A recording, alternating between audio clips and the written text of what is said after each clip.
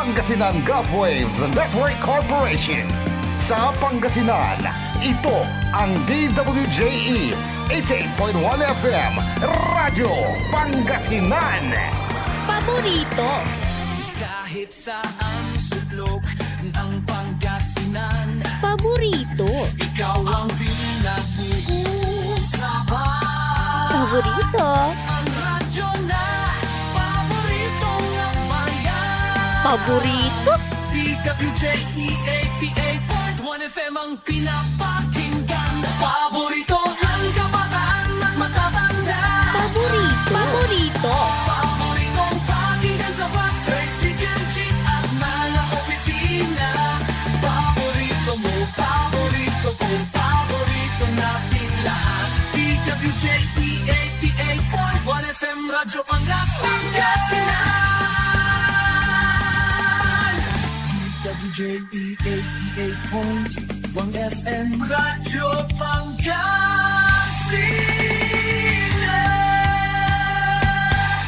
Paborito.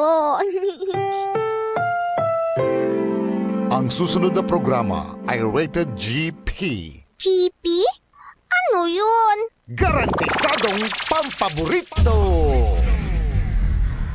Mga nakalap na impormasyon, balita sa taong bayan, pagsiyasat sa mga kwentong may pinanggagalingan, paghimay ng mga isyu at detalye na bumubuo ng pampublikong usapin, eksaktong impormasyon, detalyadong balita, komprehensibong diskursyon ng mga isyu at mga matalinong paghimay sa mga usapin. Ito ang Aligwas Pangasinan Ilocano. Balita, talakayan at serbisyo publiko sa radyo. Aligwas Pangasinan Ilocano. Samahan ang maestro ng balita at impormasyon na si Jonathan Ortega. Aligwas Pangasinan Ilocano. Lunes hanggang Biyernes, alas 5 hanggang alas 6:30 ng gabi. Dito lamang sa DWJE 88.1 FM Radyo Pangasinan. Aligwas Pangasinan Ilocano. Narito na si kapaboritong Jonathan Ortega.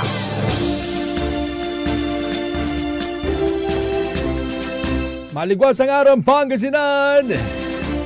Muli po nagbabalik ang programang maghahatid po sa inyo ng mga importanteng impormasyon at mga may init na balita at issue na dito nyo po maririnig sa programang API. Aligwas Pangasinan Ilocano Reload. Makakasama nyo po ako mula alas 5 ng hapon hanggang alas 6 ng gabi. Ako po ang inyong public servant sa radyo, Jonathan Rosario Ortega. At syempre kasama rin natin sa ating technical control ang ating co-pilot ngayong araw. Walang iba kundi si sound engineer Dennis Palaganas. Good afternoon, paring Dad. Kumusta kila Dan kabalayan ko? Masantos ang araw at si kayo namin kapaborito. Ngayon po ay araw ng Miyerkules, Wednesday, June 18, 2025. At syempre kayo pa rin po ay nakatutok. Syempre huwag kayo maglilipat. Sa DWJE 88.1 FM, Radyo Pangasinan. Nasa kalagitnaan na po tayo ng linggo. At syempre patindi na patindi ang tensyon dyan po sa Middle East. Lalo na doon sa nagaganap na giyera between Iraq or Iran rather at ng Israel. At ngayon nga mayroon daw ang tawag ba dun? X na yun, yung Twitter. X, no? Parang ngayong araw yata, no? I-declare na yung giyera ng Iran kontra Israel. At sumasali na rin ang Hamas. At kaya ito naman inaabangan ng napakaraming media organizations, yung mga kaganapan dyan po sa Israel at Iran. Dahil halos 6 na araw na nagpapalitan ng ballistic missiles ito pong bansang Iran at Israel. At libo-libo na po ang nadi-displaced, no? At marami na ring Iranians ang umaalis po ng kanilang bansa at lumilipat ng mga karatig na Middle Eastern countries. Samantalang ang Israel naman ay they're fighting on all fronts, no? Andyan ng Hamas, andyan ng Iran, andyan ng Lebanon, andyan ng Syria. At tila ang developments nga ngayon, may mga papunta na rin pong military equipment ang Amerika. Hindi pa naman malinaw, no? Ayaw naman natin magano, pero lumalabas yata na tipong to the rescue na ang United States of America. Or magbabantay lang sila dyan sa may Gulf, no? At tayo naman po rito ay nababahala rin dahil marami pong Pilipino ang nais na pong magpa-repatriate sa ating gobyerno dahil po sa nagaganap na kaguluhan. Baka kayo po ay may mga kapaborito, kamag-anak, no? Diyan po sa Iran at Israel at sa karating mga bayan dyan sa Middle East. Alam nyo, mahirapan po ang gobyerno po natin ngayon dahil ang numero unong problema ay wala pong bukas na airport. Tsaka dyan po sa Israel ay no-fly zone na po yan. Kaya pag makikita nyo po yung mga satellite maps, no, na mga flight, mga eroplano, wala pong dumadaan sa airspace ng bansang Israel. Kaya may mga 150 plus na rin na OFWs, Overseas Filipino Workers, dyan sa Israel ang nais magpa-repatriate o nais na pong umuwi dito sa ating bansa. At kamakailan lamang ay mayroon tayo mga 18 officials, no? Government officials na bisita po ng Israel. Na-trap na rin po dyan, ano? Dahil po sa nagaganap na palitan ng ballistic missiles. At tayo naman po dito ay inaasahan natin na maapektuhan tayo in a way. Lalo at dyan po sa Middle East, nanggagaling po ang malaking supply ng krudo, no, sa buong mundo. At kung magkakaroon ng problema po diyan, talagang yung presyo ng mga petroleum products ay baka sumirit, no? Aakyat. Sana wag naman nang umabot ng 60. At kanina lang napanood natin, ano, si US President Donald Trump. Sinabi niya sa isang media interview na hindi alternative ang ceasefire, ano? Ang sinabi niya lang, they will put an end to this conflict, no? At syempre hindi naman masyado malinaw, hindi specific, no? Yung kung paano gagawin yung yan ba ay through peace talks or through military armaments, no? So kailangan kaya tayo ay nakaantabay sa mga pinakahuling kaganapan po riyan. Tayo naman, since malayo-layo tayo, no? Pagpatuloy natin ang pagdarasal. Dahil kapag mayroon pong kaguluhan sa isang rehiyon dito sa mundo, talaga maapektuhan din po lahat, no? At yung mga may kamag-anak din sa Amerika, siguro nangangamba na rin po ang marami. Dahil kaliwat kanan ng nagaganap na problema at tila wala ng world order, no? Nakakatakot mang isipin, pero hindi sana ito mauwi sa World War III. Malayo naman sanang mauwi yan, no? Parang pupunta tayo ng Dark Ages kung gano'n, Siguro regional war lang itong mangyayari. Parang yung nangyayari sa Ukraine and Russia, no? Diyan sa isang bahagi ng Eurasia. At dito naman din sa Israel at Gaza at Israel at versus Iran. Regional war din po yan. Yun nga lang, syempre yung mga first world countries na may malalaking military armaments like Russia, China, Korea, Amerika, Iran, or India. Kanya-kanyang kakampihan na yan. At maging ang European Union at NATO at pati ang UN. At sana manaig pa rin ang kapayapaan sa buong mundo, mga kapaborito. This is a serious matter. Siguro ang iniisip ng marami, ano bang pakialam natin dyan? Pwedeng ganon, lalo kung simpleng tao lang naman din. Pero on a larger scale, lalo tayo maghihirap niyan. Kasi magkakaroon ng disorder, diba? Pati mga international investors, syempre maapektuhan din po yan. Lalo at malaki ang papel ng Middle East, no? Lalo sa mga shipping at yung mga ruta ng mga flights. Baka mag-increase lahat, no? Pati yung pamasahe sa eroplano. Ibiruin mo, iiwasan mo ang airspace ng Israel, di iikot ka pang ganon. That would entail cost also. At kahapon nga, halos 2 piso na itinaas. 1 peso and 80 centavo yung itinaas sa gasolina at diesel, no? At sana yan na ang huling oil price hike, mga kapaborito. At next week naman bumaba. We're hoping na bumaba. Pero sabi nga po ni Pangulong Ferdinand Bongbong Marcos Jr., nakaantabay po sila, no, sa mga posibleng mga kaganapan. At kung paano nila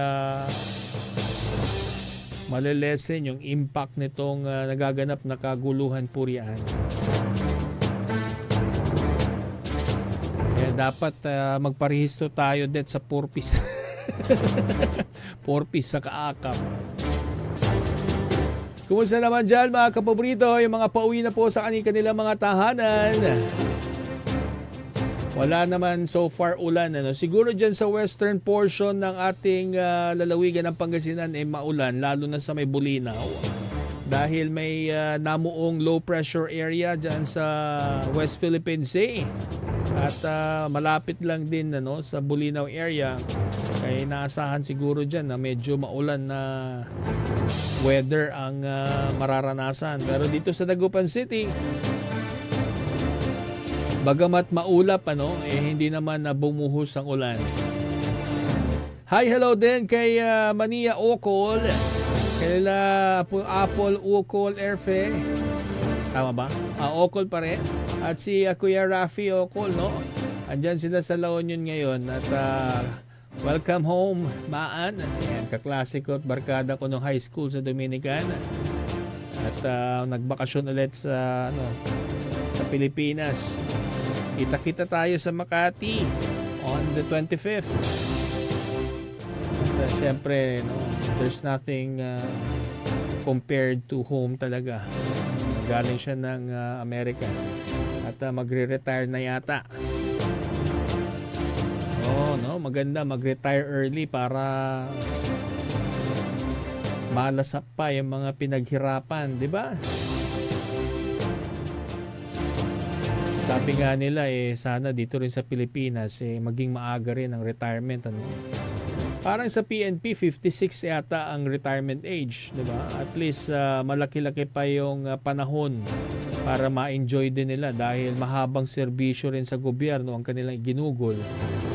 Pero inyo, pag-graduate sa academy sa PNPA or PMA, diretso na sila sa serbisyo. At syempre, hindi rin biro yung kanilang serbisyo, di ba? Sa mga teachers naman, ilan ba ang retirement age ng teachers? May mga kilala ako talagang kahit super senior na rin talagang nasa dugo nila yung passion ng pagtuturo. Alam niyo yung obserbasyon nga ng iba kapag nagre-retire daw nanghihina. Totoo kaya yon? Dahil siguro for 30 or more than 30 years na nagtatrabaho at naging routine ng kanilang katawan, isip, yung pong 8 hour or more than 8 hours na pagtatrabaho, tapos bigla kang hihinto. Siguro yung kalungkutan, tapos yung mamimiss ng katawan mo yung pag-ikot-ikot, pagpapapawis, no? At yung mga kaibigan mo sa opisina, di ba, sa trabaho. Yan ang mga hanap-hanapin mo, tapos biglang makukulong ka na lang sa 4 na corner ng bahay mo. Talagang manghihina. May mga kilala kasi akong gano'n, nanghina tapos nagkasakit. Kaya siguro sa retirement, dapat may mga grupo-grupo pa rin yan, para maging active pa rin yung lifestyle. Parang yung ating mga kapaboritong PNP personnel ng Dagupan City. Pagka-retire nila, meron silang grupo, at every weekends naglalakad-lakad sila dito sa Judge De Venecia Highway Extension along Lucaw, Kapwak, di ba? Diyan sila mga retirees. Kalala ko sila kasi nung ako ay reporter, sila yung mga active servicemen natin sa Dagupan City PNP. Pag nakikita natin sila, nakikilala pa rin naman tayo. Yun nga lang, talagang wala na akong buhok. Yan sana, let us encourage yung mga ganong group, magkaroon ng retirees group, para connected pa rin kayo sa isa't isa, at meron kayong mga gatherings, exercises, Zumba siguro, exchange of mga kwento, diba? O kaya mga exchange ng mga healthy menus. Maganda yung ganon, kaysa yung magkukulong kayo sa bahay, magdi-deteriorate po talaga yung inyong kalusugan yan. Kailangan din na araw-arawan, di ba? Oy, mga kapaborito abangan nyo rin. Mag-ingat-ingat tayo dun sa mga wild diseases. Ngayong tag-ulan na, yung W, yung waterborne disease. Yung I naman is yung influenza-like diseases. Yung L, leptospirosis. At yung letter D naman, yung dengue.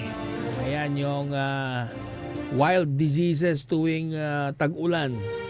Yan yung mga very common na mga sakit at nakamamatay din po yan, okay? Kaya kailangan seryosohin din po yan. Samantala, ito namang monkeypox, mga kapaborito, meron na pong naitalang isang confirmed case diyan po sa lalawigan ng Tarlac. Mamaya, ihahatid natin yung balitang yan. Samantala, doon sa mga wild diseases din, syempre, panatilihin nating numero 1 dyan, yung kalinisan sa katawan at sa kapaligiran. Let us always sanitize yung ating mga kamay. Laging maghugas po gamit ang germicidal soap. Importante yan dahil kung saan-saan po dumadapo ang kamay natin. At dyan mabilis magkaroon ng exchange or transmission ng mga microorganism, bacteria, virus at kung ano-ano pa. At syempre kapag kayo po ay may sakit na, ugaliin po ninyong mag-face mask para hindi na po kayo magkalat ng mga mikrobyo sa hangin. Diba? At yung leptospirosis naman kapag panahon na po ng baha. Usually yan, nagmumula po daw yung sakit na yan, yung leptospira bacteria, mula po sa ihi ng mga rodents o daga. Dahil ang alam ko, yung bacteria na yan, namamahay po yan doon sa kidney ng daga. Kaya pag inihi nila yan, usually sa mga bukid. Kaya may mga ilang kaso po na nai-report ay mga magsasaka po. Dahil alam nyo naman, yung mga magsasaka, hindi naman po yan mga nagsasapatos o botas sa bukid, at talagang nakayapak po sila sa putik. Di ho ba? At may mga blisters yan, mga opening sa paa. Kung mapapansin ninyo, Pero alam nyo, kahit wala po kayong sugat o opening sa inyong balat sa paa, pwede po kayong magkaroon ng leptospirosis. Kasi yung bakterya ng leptospira, pwede po yan bumutas sa inyong balat. Kasi ang itsura niyan parang parang shell na yung cone. At magdidrill yan papasok ng inyong balat, at hahanap yan ng opening. At kapag nakaranas po kayo ng mga sintomas, no, yung mga pagdalagnat, pagkasakit ng kasukasuan at ng katawan, lalo paninilaw, no, magpatingin na po kayo agad sa doktor para mabigyan kayo ng management, no, magamot kayo agad. Kasi maninilaw ka talaga doon dahil titirahin yan yung liver po ninyo. Susunod naman yung dengue, mga kapaborito. Kaya sinabi ko kanina, importante pong malinis yung paligid. Practicein po natin yung oplan taob. Saka yung 4 o'clock habit. Yung mga bote na napupunpunan ng tubig, yung mga tasa dyan sa paligid, mga gulong, lumang gulong. No, tanggalan po ninyo ng tubig yan dahil pwede po yung pamugaran ng mga lamok, no, na may dalang dengue. At yun na nga, tumataas na naman ng cases ng dengue sa buong bansa ng Pilipinas dahil nga po nag-uumpisa na ang tag-ulan.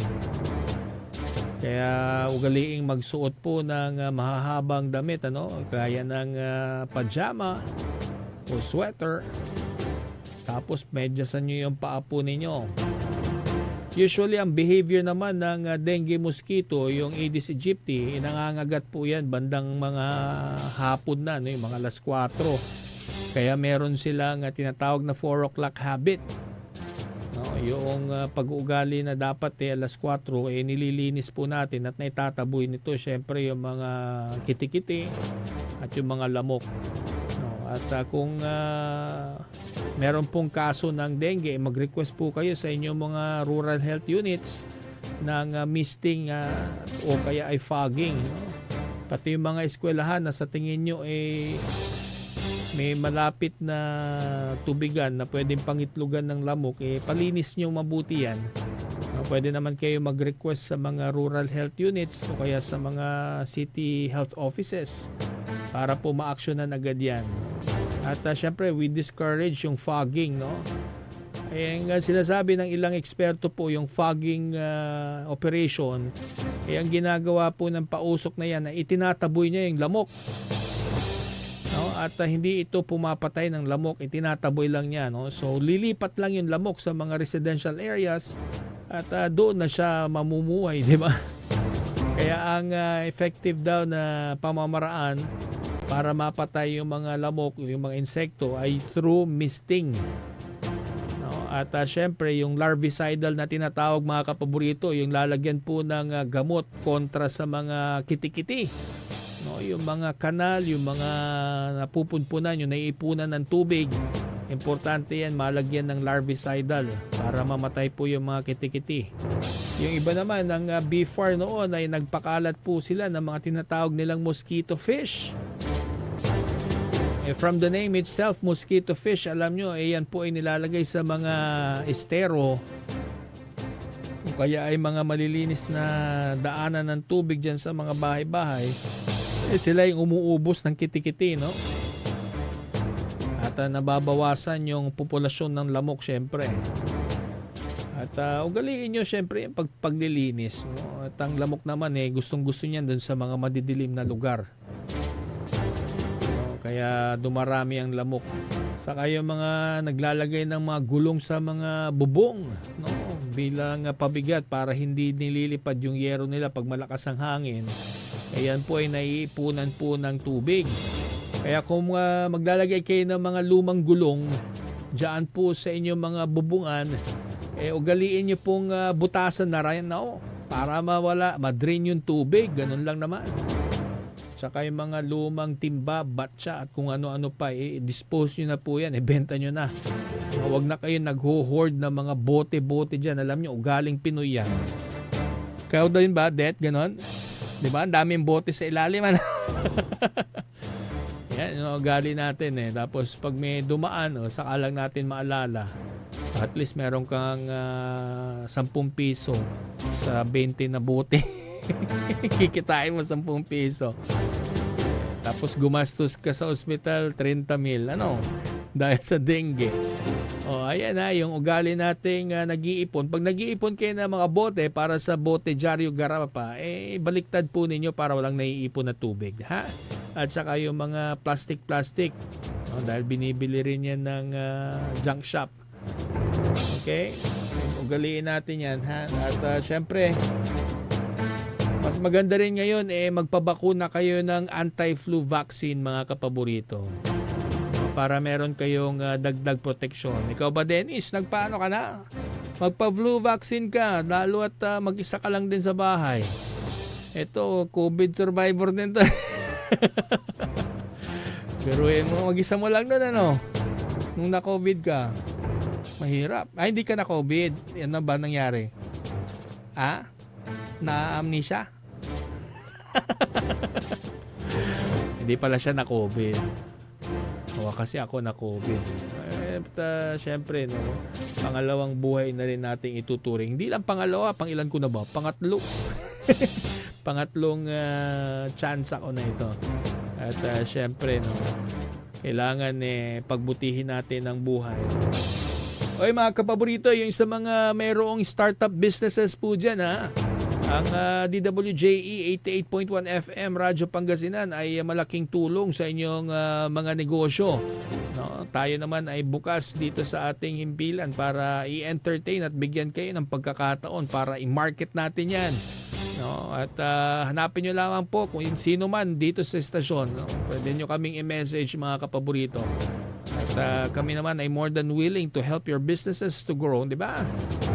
Maganda yan, magtulungan tayo para umusbong, lalo ngayon maraming nangangailangan ng trabaho. Kailangan tulungan natin yung mga micro, small and medium enterprises, no? Sa kanilang mga ventures. Nakita natin after pandemic, nag-boom na naman yung mga pagkain, lalo't balik eskwela na, wala nang online classes, no? Maganda na yung cash flow, ika nga. Nga lang, syempre, kailangan marami ding opportunities talaga para meron tayong panggastos, di ba? Oras natin, alas 5:32 ng hapon na magbabalik po ang programang Api, Aligwas, Pangasinan, Ilocano, makalipas lamang po ang ilang patalastas. Ang puta-putang Iren Balita. The trial of the impeachment of Vice President Sara Zimmerman Duterte now pending. I will do impartial justice according to the Constitution and laws of the Philippines. Ang puta-putang Iren Sunata. All I dream of is your eyes. Son ang puta-putang Iren Impormasyon. Aya sa DWJE 88.1 FM Radyo Pangasinan. Paborito. We want you well, cause we care. Here at WellCare Diagnostic Center. Deserve mo ng best care, kaya dito ka na sa WellCare Diagnostic Center. We want you well, cause we care. Here at WellCare Diagnostic Center. Visit WellCare Diagnostic Center, located at the Pandan Town Center, Mapandan, Pangasinan. For reliable and top-notch healthcare services, you deserve the best care. WellCare Diagnostic Center. Mare! Kabigla ka naman, Mare, ah! Grabe, gimagana ka, ah. Mare, di mo sinabi na uwi ka pala ng San Carlos. Ay, oo! Namiss ko na kasi dito ang pamilya ko. Ito na palang San Carlos ngayon. Grabe, Mare! Ang laki na ng pinagbago. Siyempre naman, Mare, alam mo ba na dito sa syudad natin, malaki na talagang pagbabago. Mula sa mga infrastruktura, nandiyan na mga konkretong daan at mga bagong pasilidad. Wow! Meron din tayong trending na ayos, kalusugan karavan na nagbibigay ng libreng serbisyong medikal. Palipalitan, ah! Saka, nandiyan din ang mga programang pag-agrikultura para sa ating mga magsasaka. Ay, wow! At higit sa lahat, Maria, ang pagpapanatili ng peace and order ng ating syudad. Perfect! Di lang yan, binibigyan din ng halaga ang kapakanan ng lahat ng tao at pantay na karapatan sa mga serbisyo ng gobyerno. Grabe, Mare! Ang bongga na talaga ng San Carlos. Parang ayoko na bumalik sa ibang bansa. Oo, Mare. Kung ako sa'yo, dito ka na lang sa San Carlos. Dahil sa San Carlos, tunay na subok na ang serbisyong ayos. Mayor Julia Ayoy Resuello po, kasama si Vice Mayor Jose Resbox Resuello at ang Sangguniang Panglungsod ay nandito upang umagapay at magserbisyo sa ating minamahal na syudad. San Carlos, maunlad, ligtas at maayos. Celebration! Staycation with family or an intimate moment with your special one. Merong perfect na venue yan sa Mapandan. Cora's Manor and Garden. magmalamay-ari ng mansyon at these magnificent enclave place here at Cora's Manor and Garden. Carry out any occasion sa kanilang garden cafe or party at their poolside. Have a sing-along at their music room, relax at their room accommodation, or enjoy a private time with someone. Sa kanilang Cabana A, kung saan may private outdoor jacuzzi kayo in an enclosed place. Enjoy great food, warmly welcoming staff, exceptional accommodations, and relaxing scenery at Cora's Manor and Garden. Whatever it is, Cora's Manor and Garden is the perfect place to be. Visit them at Barangay Pias, Mapandan, Pangasinan, or call them at 0945-800-7074. Experience a special moment, how it should be at Cora's Manor and Garden. Mas pinalakas, mas pinatindi, mas pakikinggan. Serving Pangasinan through music, news, and information. Ito ang DWJE 88.1 FM, Radyo Pangasinan. Jad Dagupan, walay saksakay ya radio station ya iyayag nasaray Dagupenyo. Jad Bacayao Norte, Paborito. Bacayao Sur, Paborito. Barangay 1, Paborito. Barangay 2, Paborito. Barangay 4, Paborito. Tanjat Bulusan, Paborito. Aya, so 88.1, Radyo Pangasinan. Paborito ng kabataan at matatanda. Paboritong pakinggan sa bus, tricycle, jeep at mga opisina. Paborito mo, paborito ko, paborito natin lahat. DWJE 88.1 FM, Radyo Pangasinan. DWJE 88.1 FM, Radyo Pangasinan.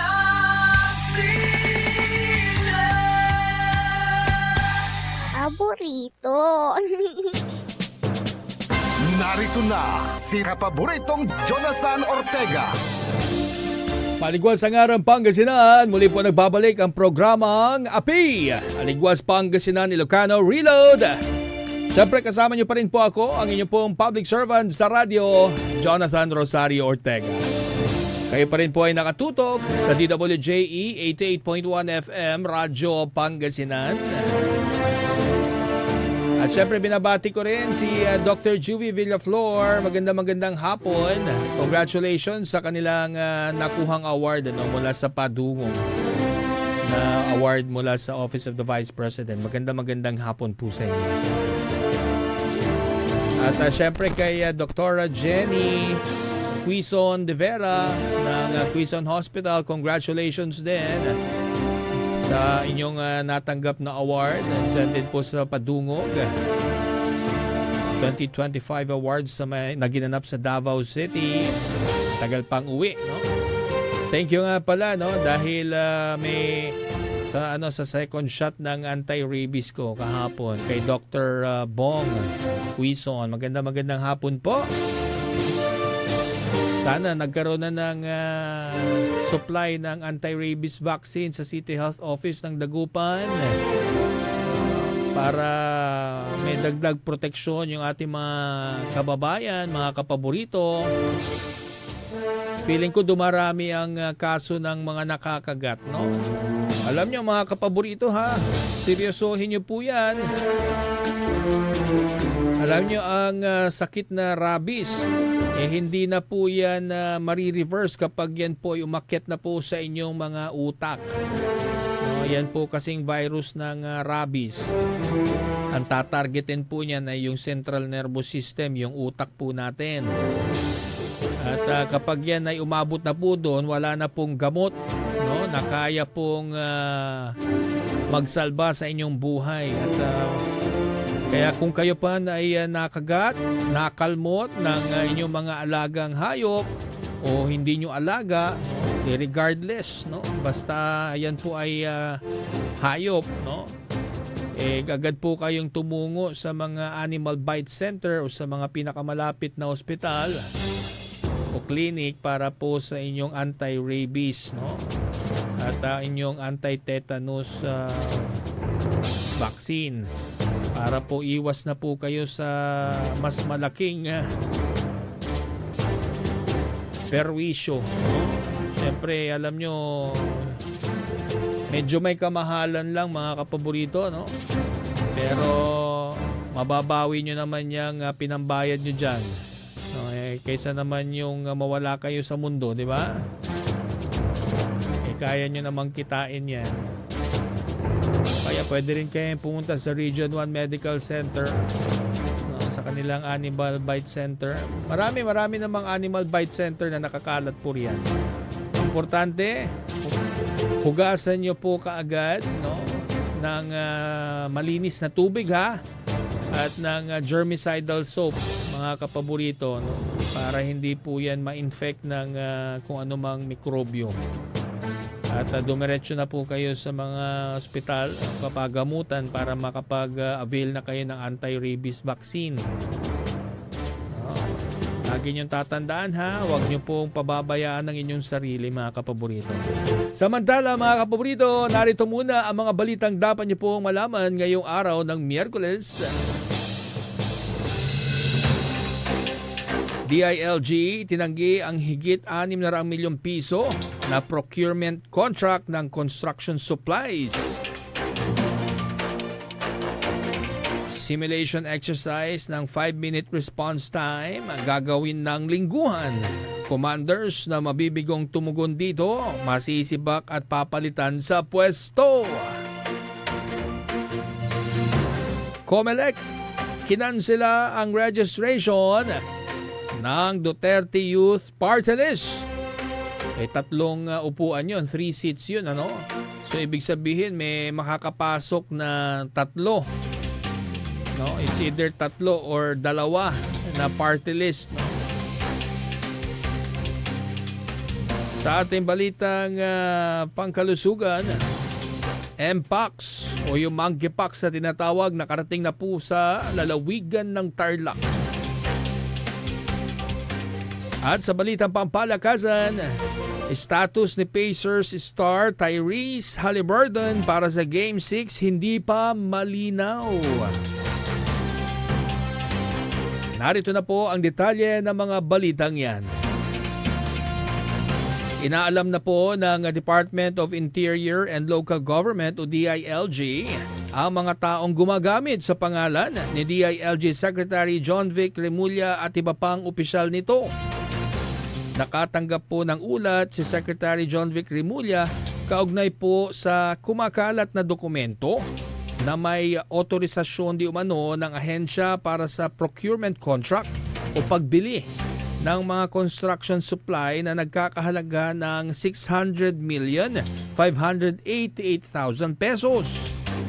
Nakasaad sa gawa-gawang dokumento na nagbigay ng kontrata ang DILG Central Office Bids and Awards Committee sa EAD4 Hardware Trading na pag-aari umano ng isang Emily Marzan Bayudan noong June 11, 2024 para sa supply ng construction materials. Nilinaw naman ng DILG sa publiko na wala po itong katotohanan. Hinimok pa nito ang publiko na manatiling mapagbantay at i-verify kung tunay ang mga dokumento, lalo na ang may kinalaman sa malalaking transaksyon. So napakalinaw po, no? Hindi naman na nabanggit pero yung pong dokumento, ang date doon ay June, no? June 11, 2024. Samantalang si SILG, John Vic Remulla po mga kapaborito, ay inappoint ni Pangulong Ferdinand Bongbong Marcos Jr. noong October 8, 2024. No? So sa makatuwid, hindi po siya pwedeng pumirma. No? At wala po siyang kinalaman sa ganyan pong mga transaksyon. At wala rin din pong ganyang transaksyon ang buong DILG. So malinaw po 'yon, no? Dahil baka may mga nagpapakalat ng ganitong fake news, no, para siraan po si Secretary John Vic Remulla. Alam nyo, totoo siguro yung kasabihan, di ba? Kapag ang puno ay hitik sa bunga, ito ang madalas na binabato. Tama nga naman, di ba? Kapag ikaw ay gumagawa ng tama at mabango ka sa publiko, may mga tao o grupo na pipilitin kang sirain at sirain ang iyong kredibilidad. Pero malinaw naman na wala talagang kinalaman si Secretary Remulla dito, no? Paano ka naman makakasama sa ganoong transaksyon, hindi ka pa nga nakaupo? And ang DILG na rin ang nagsabi, no? Dahil lang nakaupo noon ay si former SILG Abalos. At mismong DILG na rin ang nagsabi na wala silang ganyan transaksyon na bumili ng construction material sa isang trading business, no? Worth 600 million pesos. Ayan, so once and for all, dinidebunk po yan ng DILG at ni Secretary John B. Remulla. Kaya doon sa mga kababayan po natin, no, huwag tayong basta-basta nag-share ng mga fake news. No, huwag tayong pa-fall ka na nga sa pag-ibig, pa-fall ka pa sa fake news, no? Minsan kasi akala natin pag marami ang nagko-comment, may katotohanan, no? Let us exercise also yung ating karapatan, di ba? Mag-verify po tayo. At least ito, meron naman din paglilinaw ang DILG at ng kampo po ni SILG Remulla, di ba? Sa ibang balita, gagawin na pong lingguhan ang simulation exercise ng direktiba ni Philippine National Police Chief Police General Nicolas Torre III na 5-minute response time ng mga pulis para sa lahat ng mga himpilan ng pulisya. Yan na rin po ang naging bagong pag-uutos ni General Torre matapos na sibakin sa pwesto ang 8 Chief of Police sa NCR o National Capital Region. Matapos na mabigo pong tumugon sa kanyang naturang direktiba. Ayon pa kay General Torre, ang kanyang mga naging direktiba ay malinaw at simple dahil matagal na anya itong nagagawa sa Quezon City lalo na sa ilalim ng kanyang liderato bilang commander ng Quezon City Police District o QCPD. Layon din lamang ng direktibang ito na mas bilisan pa ang pagresponde ng kanilang hanay upang masiguro na maaasahan ang kanilang kapulisan sa oras ng mga pangangailangan. Base na rin po yan sa direktiba sa hamon ni Pangulong Ferdinand Bongbong Marcos Jr. noong itinalaga po niya bilang Chief PNP si General Torre. At ito, kailangan i-exercise natin yung 5-minute rule sa mga urban areas. No?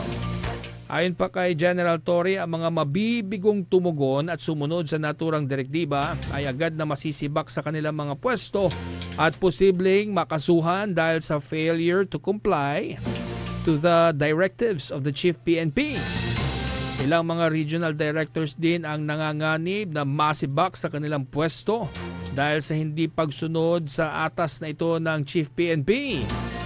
Paliwanag pa ni Torre ang kanyang utos sa isang mahigpit na direktiba mula kay Pangulong Ferdinand Marcos Jr. Kaya naman kailangang agad na maaksyonan ang utos na ito para sa mas mabilis na pagresolba ng mga kriminalidad sa bansa. Inaasahan naman na ito ay magsisilbi rin na warning sa iba pa mga regional director at commander na sundin ang 5-minute response time dahil anya marami po mga pulis ang nakalinya para pumalit sa kanila oras na hindi nila magampanan ng maayos ang kanilang mga tungkulin. Ayan, very direct yung warning ni General Torre. Ito ay bahagi pa rin ng kanyang pagsunod sa kautusan ni Pangulong Bongbong Marcos Jr. na dapat mabawasan ang kriminalidad sa buong Pilipinas. At paano yon? Dapat yung pong ating mga kapulisan ay nakikita, no? Visible sa mga lansangan, naglalakad, At ito first stage pa lang yan yung mga masasamang loob, hindi na sila kikilos dyan kung may makikita sila mga pulis, di ho ba? Kung kayo rin naman yung masasamang loob, gusto nyo bang matrouble pa? Di syempre, at gawing gawing regular po yan, no? O kaya minsan iba-ibahin yung schedule para hindi natatansya ng mga kawatan or mga criminal minds. At syempre, yung mga police community precincts, police boxes, dinidiscourage na rin po yan dahil ayaw po nila yung mga miyembro ng PNP na nagpapalamig sa loob ng presinto. Gusto nila yung mga pulis ay nagtatrabaho sa lansangan, sa komunidad. Which is tama naman. No? Uy, binabalaan din pala yung ating mga kapaboritong PNP na malalaki ang tiyan, mga matataba. Buti na lang, di ako PNP. Na baka manganib daw sa kanilang trabaho, mga kapaborito. No? Kung hindi sila makapagpapayat. Itong si General Torre, napansin ko siya lang yata ang Chief PNP na laging may sukbit na firearms, no? At saka kanyang posas. Pansin mo, Det? No, siya lang yung may bit-bit na baril. Kaya ito ring yung mga senior officers, mga generals, so pansinin nyo, may mga nakaradyo pa. At I think that is proactive, no? Mamaya nagkaroon ng krimen, wala kang sukbit. Nakakahiya, no? At itong si General Torre, nakita ko naman yung kanyang academic record at yung mga experience niya talagang magaling, no? At matatas na pinuno ito. Samantala, sa iba pa mga balita, mga kapaborito, kinansela na po ng COMELEC 2nd Division ang registration ng Duterte Youth Party List. Ayon kay COMELEC Chairman George Garcia, hindi pa pinalang desisyon dahil maaari pang mag-file ng apela ang Duterte Youth sa loob ng 5 araw.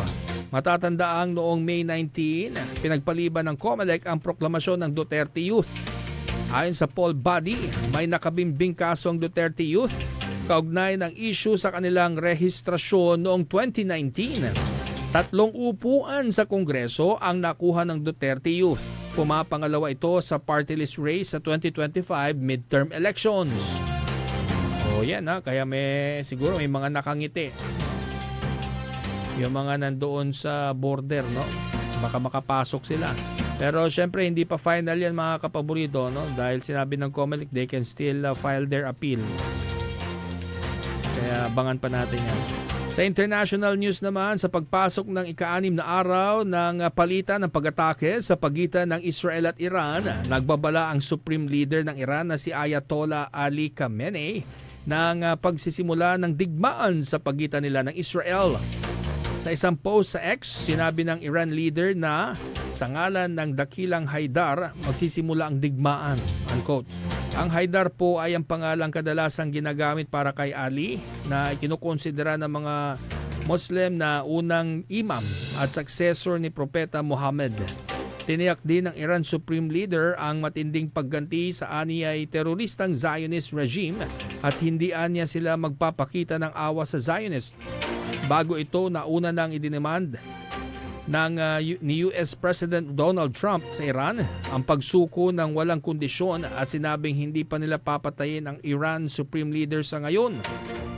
Gayon din ang Group of Seven o G7 kung saan kasapi din ng Amerika ay nanawagan sa Iran para sa de-escalation o yung paghupa ng violence, no? Base naman sa hindi pinangalan ng US official, tinitimbang ngayon ni Trump ang ideya ng paggamit sa US military assets para atakehin ang nuclear facilities ng Iran habang ayon naman sa isang senior official, nagaantay umano ang Israel kung tutulong ang US President na tapusin ang trabaho na wakasan ng nuclear program ng Iran. Nitong umaga ng Miyerkules, sinabi ng Israel na naglunsad sila ng mga serye ng strike sa Tehran. Binalaan din ng mga Israelis sa paparating na missiles mula Iran matapos na makapagtala ng mga pagsabog sa Tel Aviv matapos makalusot ang ilang missiles ng Iran sa Iron Dome ng Israel. Sa balitang pangkalusugan, naitala ng lalawigan ng Tarlac ang kanilang unang kaso ng Mpox o yung monkeypox noong Martes. Ang nasabing kaso po ay kinumpirma ng Provincial Health Office ng Tarlac. Sinabi ni PHO Head Dr. Janet Lazati na ang contact tracing ay sinasagawa na rin ng DOH at local government units upang maiwasan ang karagdagang transmission. Sa ngayon, ang pasyente po ay naka-isolate na at ginagamot na. Uso rin po ngayon ang chickenpox ha. Kaya kapag may chickenpox, i-report po ninyo yan. Kasi halos magkaparehas ng itsura ng monkeypox at chickenpox. At syempre, i-imbestigahan naman po nila kung may mga travel po siya, no? At posibleng doon niya nakuha yon. Samantala sa ating balitang pampalakasan, nananatiling hindi malinaw ang status ni Indiana Pacers star Tyrese Haliburton kung makakapaglaro siya sa Game 6 kontra Oklahoma City Thunder na nakatakda sa Friday, June 20. Dagupan day yun ha. Wala pa bang holiday, Mayor Belen Fernandez? Sana hingin natin sa Malacanang na holiday sa June 20 Friday.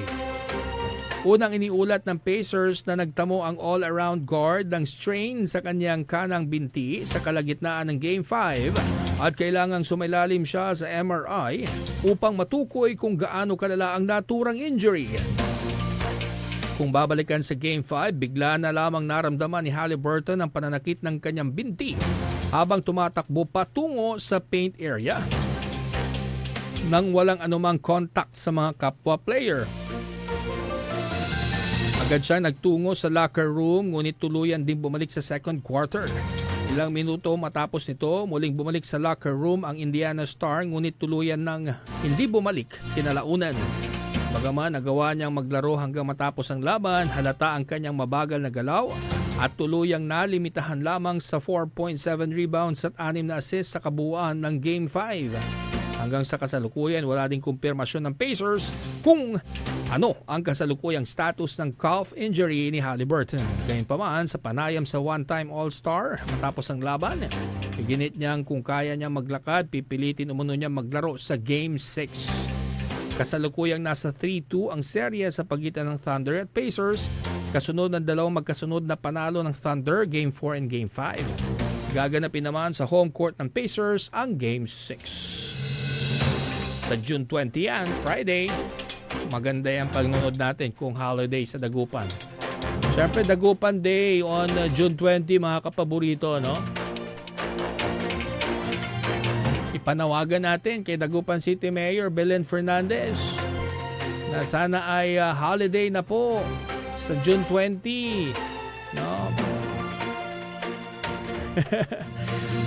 Pag nagkataon, edi long weekend sa mga taga-Dagupan at mga nagtatrabaho sa Dagupan, di ba? At makakapanood ng walang istorbo yung mga mahilig sa NBA. Anong oras ba yun? Gabi yata tayo, no? Hindi malam. Maya-maya lamang po mga kapaborito, papaalam na rin po tayo at magdarasal na rin po tayo ng Angelus. Salamat po tayo sa mga biyayang natanggap po natin, no? Oy, hi, hello kay Kalasyaw Counselor Manny the Twin, kay Kuya Cesar Ian Urbano, good afternoon, kay Mayor-elect Patrick Agustin Karamat, kay Malasiki Mayor-elect Alfie Soriano, good afternoon. Kay Mapandan Mayor Carl Christian Vega, gandang hapon po sa inyo.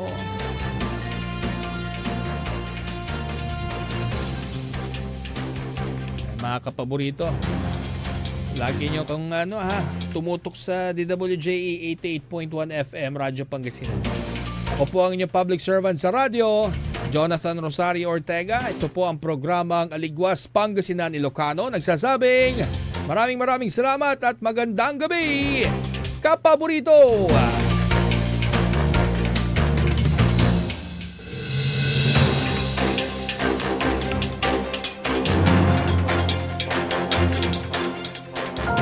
Wanna escape the hustle and bustle of city life? Look no further than the River Palm Hotel and Resort, your premier destination for affordable luxury in Pangasinan. Nestled in the heart of Barangay Banyaga, Bugalyon, our hotel is surrounded by the breathtaking beauty